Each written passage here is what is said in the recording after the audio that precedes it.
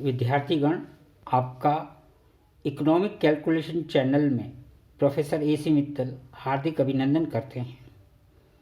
आज का हमारा विषय इलास्टिसिटी ऑफ डिमांड के अंतर्गत मांग की लोच की कितनी श्रेणी होती है या degree of price elasticity of demand के विषय में हम यहाँ चर्चा करेंगे। यह एक महत्वपूर्ण टॉपिक है जो कि सभी परीक्षाओं में पूछा जाता है। नेट, IAS, IES और पब्लिक सर्विस कमीशन का हो या अन्य परीक्षाएं हैं, उनमें इस चैप्टर से या इस टॉपिक से अवश्य किसी न किसी प्रकार से प्रश्न पूछा जाता है। इसलिए यह एक महत्वपूर्ण टॉपिक है। इसको आपको समझने के लिए पूरे वीडियो को देखना होगा, तभी आपको समझ में आएगा। और इसे अपने मित्रों को भी लाभान्वित कीजिए, उनको शेयर कीजिए, इसको लाइक कीजिए और सब्सक्रिप्शन की जो बेल आइकॉन घंटी है उसको दबाइए, जिससे कि आपके पास अगली वीडियो की नोटिफिकेशन आ सके। शुरू करते समय ये देखने की बात है कि कितनी डिग्री होती हैं। तो यहाँ पर हम ये कह सकते हैं कि मांग की लोच की जो श्रेणियाँ हैं, मांग की कीमत लोच, देखिएगा, वस्तु की कीमत में प्रस्तुत अनुपातिक परिवर्तन तथा वस्तु की मांग में प्रस्तुत अनुपातिकता का अनुपात होता है।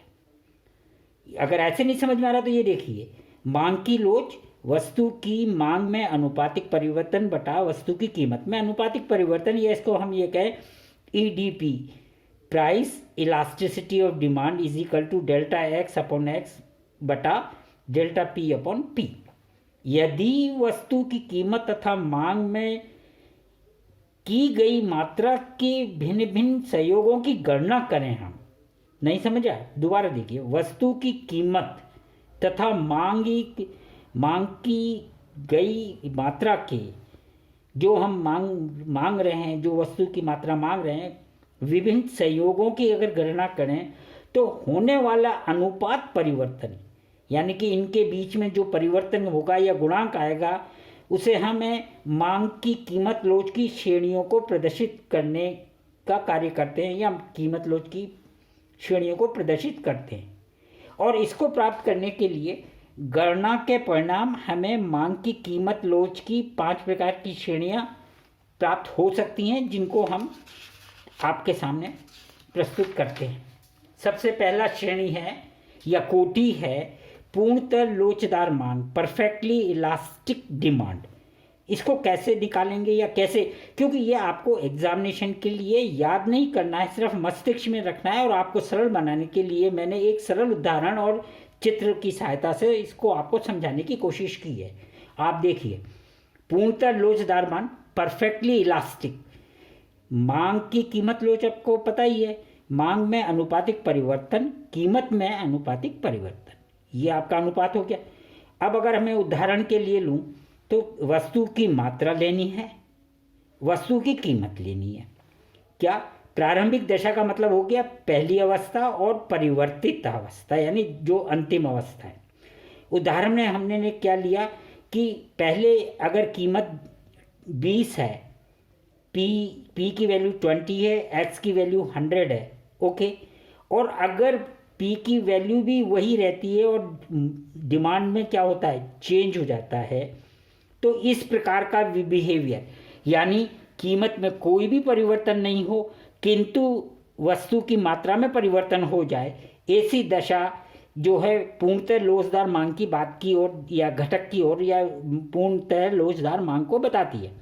अब इसको सरल करने के लिए मात्रा परिवर्तन को देख लें और कीमत परिवर्तन को। मात्रा परिवर्तन क्या हो गया, delta x x1 minus x, और delta P P1 minus P. और इसको सरल कर दिया कि डेल्टा एक्स की x1 क्या है, ये x1 हो गया, यानी कि बाद की स्थिति, माइनस पूर्व की स्थिति, ये हो गई। तो डेल्टा एक्स क्या हुआ, इसमें से इसको माइनस किया, 150 में से 100 को माइनस किया, तो delta X is equal to 50 हो गया। अगर इसका ही यही अनुपात निकाल दें तो पूर्व की कीमत कौन सी है, ये पूर्व की मात्रा ये है, परिवर्तित मात्रा ये है। तो पूर्व की मात्रा क्या थी, ये थी। इससे हमने क्या करा, इसको इसको इसमें भाग दे दिया तो क्या निकल के आया है 0.5। और इसी प्रकार से अगर कीमत में देखें तो कीमत में परिवर्तन क्या है 0, पहले भी वही है, पी भी वही है, P1 भी वही है, तो 0 हो गया। तो 0 में अगर पूर्व की मात्रा 20 का भी दे दें, हम P का भी दें भाग, तो हमें 0 मिलेगा, तो 0 आ गया। अब इसको अगर यहाँ पे रख दें तो 0 से जिसमें भी भाग देंगे तो वैल्यू अनंत ही होगी, वो होगी, उसमें कोई परिवर्तन नहीं होगा। तो इसके लिए हमने यहाँ अनंत इनफाइनाइट का चिन्ह लगाया है। अगर इसका हम डायग्राम देखें तो आपको ये डायग्राम बिल्कुल समझ में आ जाएगा। क्या कहा कि कीमत में कोई परिवर्तन नहीं हो, तो कीमत तो यहीं की यहीं है, ये देखिए दोनों जगह, किंतु मात्रा में क्या है परिवर्तन है। तो पूर्व की मात्रा, परिवर्तित मात्रा, ये क्या हो गया आपका डेल्टा एक्स। यहाँ पर डेल्टा पी 0 है, इसलिए हमने पी और P1 को बराबर मान दिया, और इस डिफरेंस को हमने क्या निकाल दिया, वस्तु की एक तरफ मात्रा और कीमत, और ये हमारा हो गया पूर्णतः लोचदार मांग। पूर्णतः लोचदार मांग का जो वैल्यू निकल के आती है या इसका जो परिणाम निकल के आता है वो अनंत होता है, यानी कि कीमत में कोई परिवर्तन नहीं होगा किंतु मात्रा में कोई भी परिवर्तन हो सकता है। तो इस प्रकार से मांग की कीमत लोच का पहला प्रकार क्या हो गया, एक कोना हो गया, एक अलग अंत हो गया, एक कोना क्या हो गया पूर्णतः लोचदार। तो बिल्कुल दूसरी विपरीत परिस्थिति क्या हो गई, पूर्णतः बेलोच मांग या परफेक्टली इनइलास्टिक।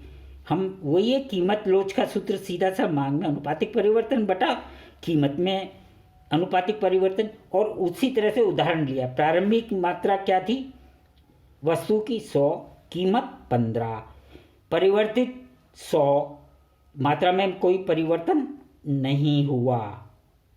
इंपॉर्टेंट, यहाँ मात्रा में परिवर्तन नहीं हुआ, पूर्णतः लोचदार में कीमत में कोई परिवर्तन नहीं था। पर यहाँ कीमत में देखिए आप परिवर्तन है 15 P और फिर P1 30। अब यहाँ आप देखें मात्रा का परिवर्तन निकालने से आप जानते ही हैं कि डेल्टा एक्स ये हो गया x1 माइनस एक्स, तो ये क्या हो गया 0, इसमें से ये गया 0 हो गया, तो डेल्टा एक्स की वैल्यू 0 हो गई, तो 0 बटा पूर्व की ये स्थिति हो गई, तो 0 ही आ गई वैल्यू। अब यहाँ पर कीमत में परिवर्तन, नई कीमत क्या है ये, और पूर्व की कीमत ये, दोनों का अंतर निकाल लिया तो ये निकल के आया। तो डेल्टा P अपॉन P की वैल्यू क्या आ गई, इतने बटा 15 बटा 30 आ गई, और इसका वैल्यू क्या निकली 0.5। अब अगर इसको हम यहाँ पर सीधा रख दें तो क्या निकल के आ रहा है निष्कर्ष 0, ये तो 0 है, यहाँ पे ले लिया, ये सारा सॉल्व करने के बाद 0 आ गया, उसको यहाँ रख दिया। उसके बाद ये इसको सॉल्व किया तो इसकी वैल्यू ये आ गई, तो स्थिति क्या हुई 0। 0 का मतलब क्या हुआ कि कीमत में तो कोई भी परिवर्तन हो जाए किंतु मात्रा में कोई परिवर्तन नहीं होगा, इसलिए मात्रा को हमने क्या रखा है x = x1 रख दिया।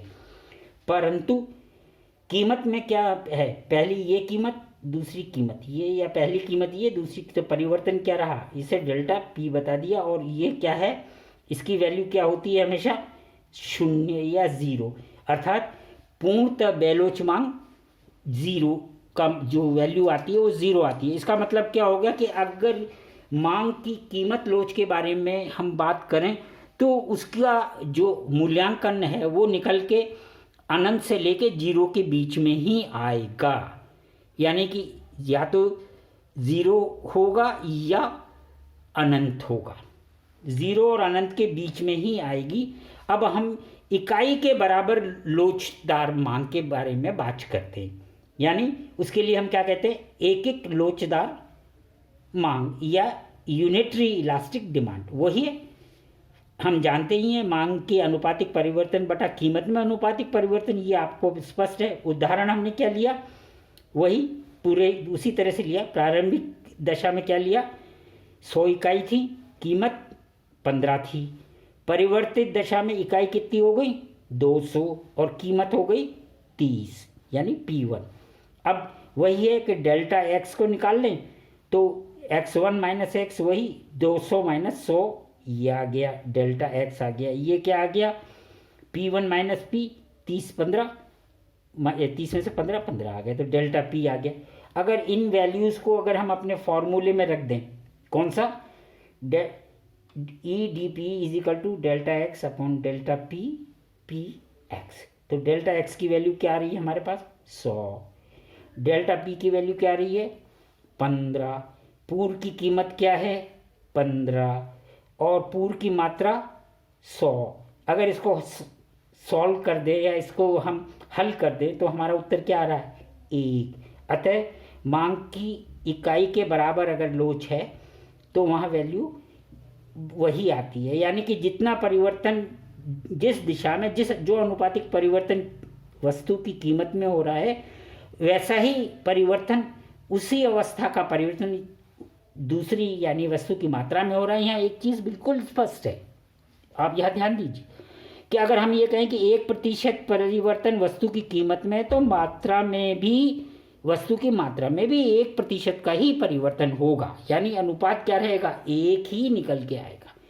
इसको हमने चित्र से बताने की, डायग्राम से बताने की कोशिश किया है कि यदि मांग की लोच इकाई के बराबर है, ये तो आपको स्पष्ट हो चुका है, तो वस्तु की मात्रा में अनुपातिक परिवर्तन वस्तु की कीमत के अनुपातिक परिवर्तन के समान होगा, यानी बराबर होगा। तो अगर आपके पास मांग वक्र रेखीय है या मांग वक्र अरेखीय है, यहाँ दो बात देखिएगा, मांग वक्र रेखीय, मांग वक्र अरेखीय, तो यहाँ दो स्थिति कैसे बनती हैं।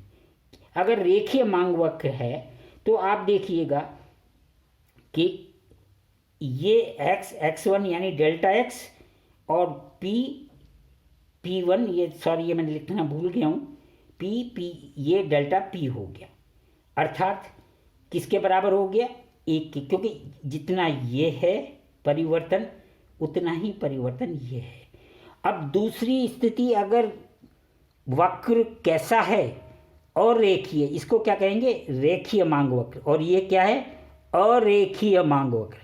इंपॉर्टेंट है, एग्जाम में पूछा जा सकता है कंफ्यूज करने के लिए कि अरेखीय मांग वक्र में कौन सा मांग वक्र, समकोणीय अतिपरवलय, क्या चीज समकोणीय अतिपरवलय, जिसको क्या कहते हैं अगर ऐसे समझने में कठिनाई हो तो रेक्टेंगुलर हाइपरबोला डिमांड कर्व, समकोणीय अतिपरवलय वक्र, यानी कि अगर ये इस तरह का हो जहाँ परिवर्तन बराबर हो उस वक्र पे, अगर हम कहीं भी देखें, यानी कि अगर यहाँ देखें, यहाँ देखें, यहाँ देखें तो परिवर्तन सब जगह समान मिलेगा, यहाँ देखें, यहाँ देखें, यहाँ देखें, परिवर्तन समान मिलेगा। तो दोनों दशा हो सकती हैं, रेखीय भी हो सकता है और अरेखीय भी हो सकता है, किंतु परिवर्तन क्या होना चाहिए समान होना, अनुपातिक परिवर्तन समान होना चाहिए। जितना इधर है यानी कीमत में जितना परिवर्तन अनुपातिक है उतना ही मात्रा में अनुपातिक परिवर्तन होना चाहिए। कीमत में ये आप डिस्टेंस से देख सकते हैं कि दोनों बराबर है, अर्थात इकाई के बराबर लोचदार है, क्योंकि ये परिवर्तन और ये परिवर्तन बराबर है, ये परिवर्तन और ये परिवर्तन बराबर है। ये दोनों एक ही उदाहरण है मांग की लोच के, किंतु दो तरह के वक्र के हो गए। ये आपको ध्यान में रखना है एग्जामिनेशन के पॉइंट ऑफ व्यू से, या किसी कॉम्पिटिटिव एग्जाम में आप दे रहे हैं तो वहाँ पर भी इस शब्द का प्रयोग किया जाता है, उसको आपको ध्यान से देखना है। अब इसको कंक्लूड करते हुए इम्पॉर्टेंट बात क्या मैंने लिखा है, constant price elasticity demand curve, स्थिर कीमत लोच मांग वक्र। फिर देखिए क्या बोला, स्थिर कीमत लोच मांग वक्र, यानी कि स्थिर कीमत लोच हो जहां लोच में कोई परिवर्तन नहीं हो रहा।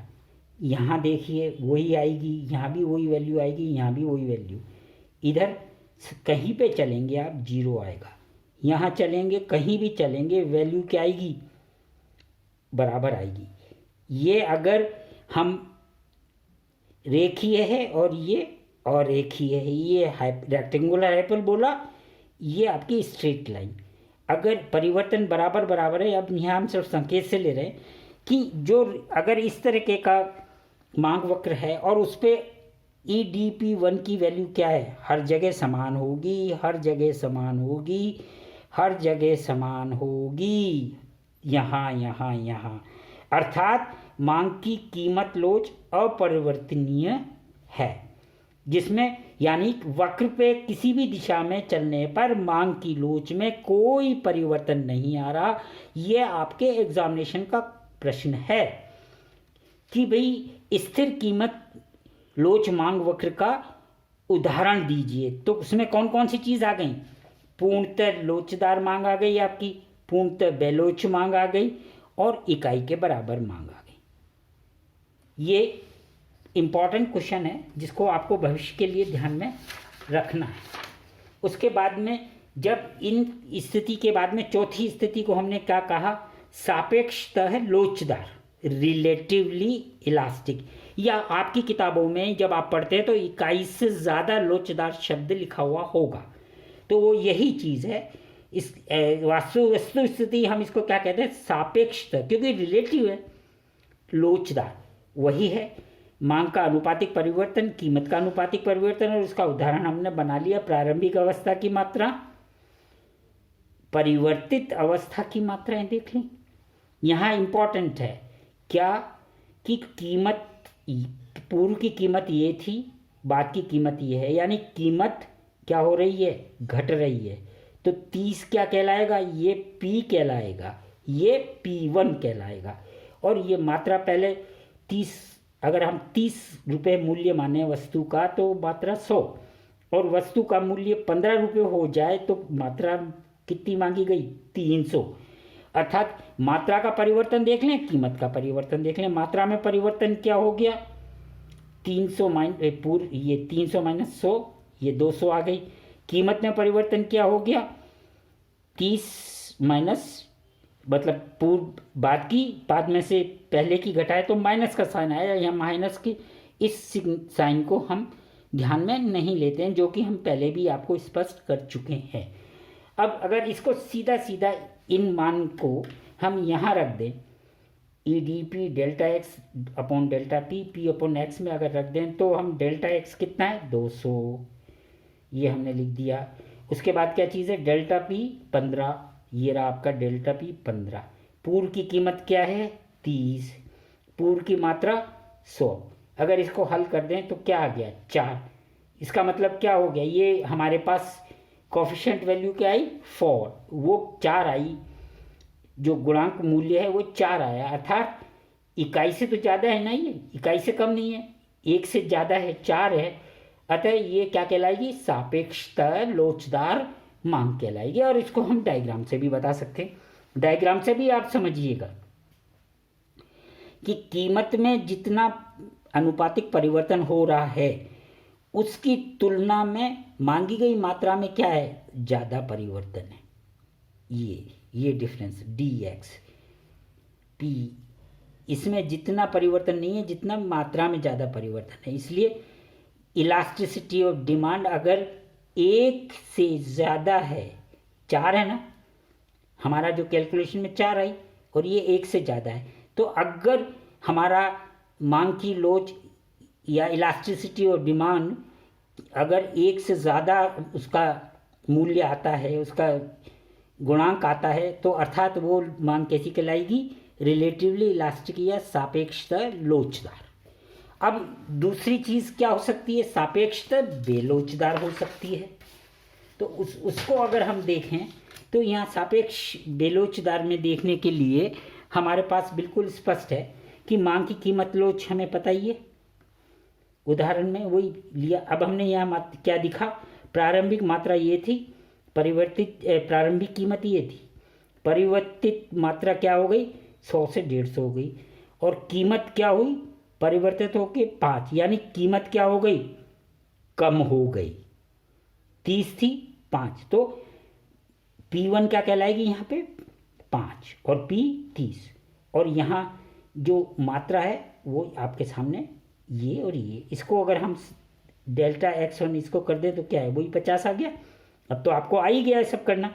अब 5 माइनस 30 यानी माइनस 25 हो गए, माइनस का सिग्नेचर ये साइन हमने अवॉइड कर दिया, इसको हमने इसके अंदर प्लॉट कर दिया किसमें, D x upon delta P, delta X upon delta P upon x में अगर हमने वैल्यू रख दी तो डेल्टा एक्स की वैल्यू क्या है 50, पी की वैल्यू प्रारंभिक 30, परिवर्तित क्या है 25, पूर्व की मात्रा इसकी क्या है 100। अगर इसको हल कर दें तो क्या आया 0.06, जो कि इकाई से कम है, 1 से कम है ना ये 0.06, तो सापेक्षता बेलोचदार कहलाएगी और इसका मांग वक्र इस थोड़ा ज़्यादा गहराई से होगा, अर्थात कीमत में तो ज़्यादा परिवर्तन देख रहे हैं आप, पर मांग में परिवर्तन कम है। तो इस प्रकार से हमने यहाँ ये देखा कि मांग की लोच की 5 श्रेणियाँ या कोटि होती हैं। अब इसको आप अपनी पुस्तकों में, अपने नोट्स में चेक कीजिए, सॉल्व कीजिए, और जिसको कोई भी प्रॉब्लम है वो हमें कमेंट बॉक्स में अपना कमेंट दे सकता है। आपसे फिर कहा जा रहा है वीडियो पूरी नहीं देखेंगे तो आपको टॉपिक कोई भी समझ में नहीं आएगा, इसलिए वीडियो पूरा देखिए, लाइक कीजिए, अपने मित्रों को शेयर कीजिए और सब्सक्रिप्शन की जो आइकॉन बेल है उस बेल को दबाइए जिससे आगे के आपको नोटिफिकेशन प्राप्त हो सकें। धन्यवाद।